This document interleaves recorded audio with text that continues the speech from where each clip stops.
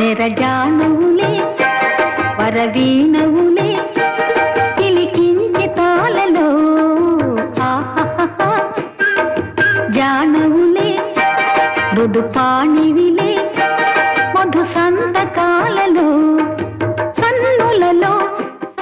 తమ అందంతో అభినయంతో ప్రేక్షకుల మనసుల్లో సుస్థిర స్థానం సంపాదించుకొని చిత్ర పరిశ్రమలో తారాపథానికి చేరుకున్న నటీమణులు ఎందరో ఉన్నారు.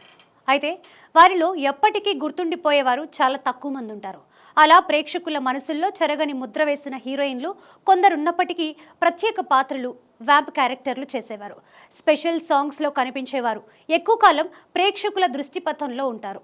కానీ తన మత్తెక్కించే కళ్ళతో, కుర్రకారుకు పిచ్చెక్కించే డాన్స్లతో కేవలం 16 సంవత్సరాల్లో తెలుగు, తమిళ్, కన్నడ, మలయాళ, హిందీ భాషల్లో 450కి పైగా సినిమాల్లో నటించి రికార్డు క్రియేట్ చేసింది. హీరోయిన్లను మించిన ఫాలోయింగ్ను సంపాదించుకున్న ఆ నటి సిల్క్ స్మిత.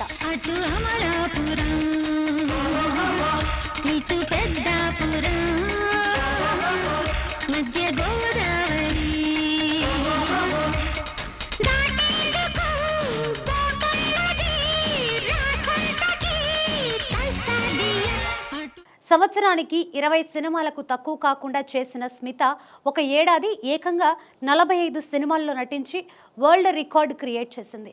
ప్రేక్షకుల మనసుల్లో శృంగార తారగా స్థానం సంపాదించుకొని ఎందరికో ఆరాధ్య దేవతగా మారిన ఆమె జీవితం అంధకార బంధూరం.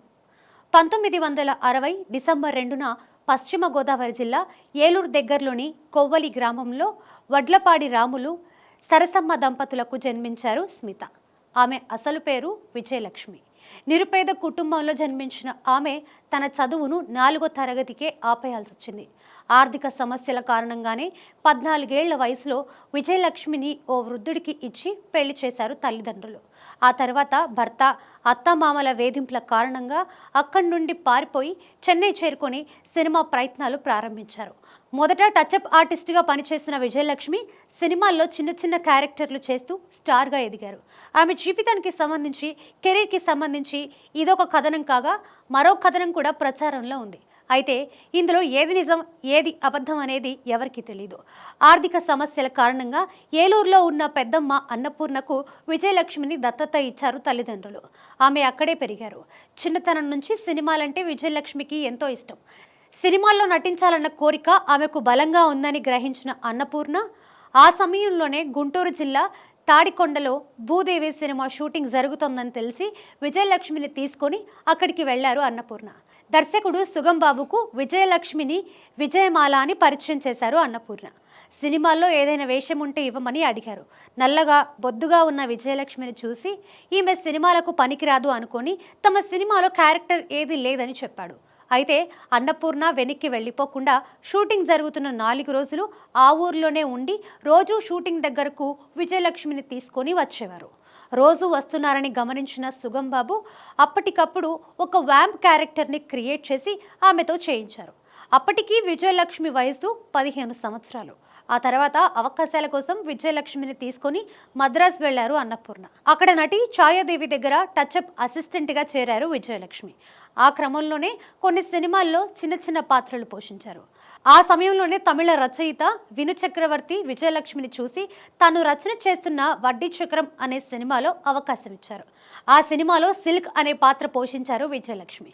ఆ సినిమా ఆమెకు చాలా మంచి పేరు తెచ్చింది. ఈ సినిమా తర్వాత ఆమె పేరును స్మితగా మార్చారు. సిల్క్ పాత్ర ఎంతో పేరు తేవడంతో ఆమె పేరు సిల్క్ స్మితగా స్థిరపడిపోయింది.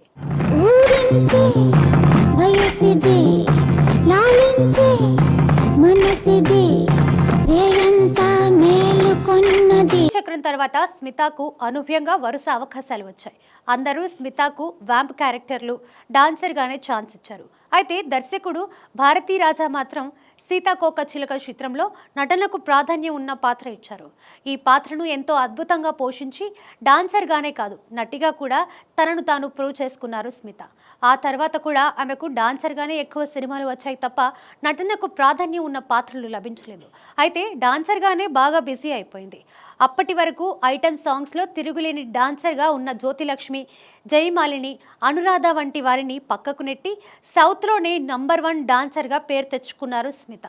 ప్రతి ఏడాది 20కి తక్కువ కాకుండా సినిమాలు చేసేవారు. 1983లో ఏకంగా 45 సినిమాల్లో తన డాన్సులతో అందరికీ కనువిందు చేశారు స్మిత. ఇది ఒక ప్రపంచ రికార్డుగా చెబుతారు. తెలుగు, తమిళ్, కన్నడ భాషల్లో దాదాపు అందరూ టాప్ హీరోలతో కలిసి నటించారు స్మిత. నా అరచేయంటే ఏటో తెలుసా? నేను పొడతమే కరెంటుతో పుట్టా. ఆ మధ్య 4 రాష్ట్రాల కరెంటు పోయింది తెలుసా? మా ఇంట్లో కూడా పోయింది. అప్పుడు మన చేత్తోనే కరెంట్ ఇప్పించారు. 1988 ప్రాంతంలో వైజాగ్కు చెందిన రాధాకృష్ణ అనే డాక్టర్ ఆమెకు పరిచయం అయ్యారు. ఆమె జీవితం కొత్త మలుపు తిరగడానికి, అర్ధాంతంగా ముగిసిపోవడానికి అతనే కారణమని చెబుతారు. తనకంటూ ఒక మనిషి ఉండాలని భావించిన స్మిత అతన్ని చేరదీసింది. ఆమెకు సంబంధించిన డేట్స్, రెమ్యునరేషన్స్ వంటివి అన్నీ అతనే చూసుకునేవాడు. అప్పటికే పెళ్ళయి పిల్లలున్న రాధాకృష్ణ తన ఫ్యామిలీని మద్రాసు తీసుకొచ్చి స్మిత ఇంట్లోనే ఉంచాడు. రాధాకృష్ణ స్మితల మధ్య ఉన్న బంధం ఏమిటో ఎవరికీ తెలియదు, కానీ అతన్ని పూర్తిగా నమ్మింది. ఆర్థిక లావాదేవీలన్నీ అతనికి వదిలేసింది. దాంతో ఆమెపై అతని అజమాయిషి పెరిగింది. ఏదో విధంగా ఆమెను మానసికంగా హింసించేవాడని చెబుతారు. సినిమాలు చేసే విషయంలో కూడా అతని వల్ల నిర్మాతలు ఎన్నో ఇబ్బందులు ఎదుర్కొన్నారు. పరిస్థితి చేయిదాటిపోయిందని గ్రహించిన స్మిత తాను సంపాదించిన డబ్బుతో పొలం కొనుక్కోవాలని నిర్ణయించుకుంది. దీన్ని ముందే పసిగట్టిన రాధాకృష్ణ అప్పటికే ఆమెకు సంబంధించిన ఆస్తులన్నీ తన పేరున రాయించుకున్నాడు. అంతకుముందు నిర్మాతగా కొన్ని సినిమాలు చేసి బాగా నష్టపోయింది స్మిత. మానసికంగా, శారీరకంగా రాధాకృష్ణ పెడుతున్న బాధల్ని భరిస్తూనే సినిమాలు చేసింది. 1996 సెప్టెంబర్ 22న ఒక కన్నడ సినిమా షూటింగ్ పూర్తి చేసుకొని హోటల్కి వచ్చిన స్మిత తన స్నేహితురాలు నటి అనురాధకు ఫోన్ చేసి మాటల్లో చెప్పలేని బాధలో ఉన్నానని చెప్పారు. అనురాధ కూడా ఆమెకు ధైర్యం చెప్పే ప్రయత్నం చేశారు. అయితే మరుసటి రోజు సెప్టెంబర్ 23 ఉదయం హోటల్ రూమ్లోనే ఆత్మహత్యకు పాల్పడిన స్మితను గుర్తించారు. ఆ ప్రదేశంలోనే ఒక సూసైడ్ నోట్ కూడా కనిపించింది. అయితే తన బాధల గురించే అందులో రాసి ఉంది తప్ప తన మరణానికి కారణం ఎవరు అనేది ప్రస్తావించలేదు.